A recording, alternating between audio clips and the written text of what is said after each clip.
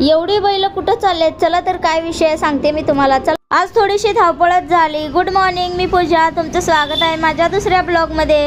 सकाळी चहा वगैरे घेतला आणि इकडे स्वयंपाक करायला घेतला. आणि बाजरीच्या भाकऱ्या मला जमतात की नाही नक्की सांगा.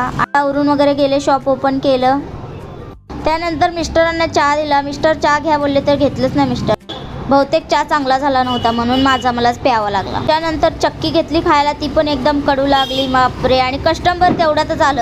जेवत असताना कस्टमरचा फोन आला होता. मग काय आले तसंच आणि चक्की टाकली तोंडात तर कडू लागली. काय करायचं आता.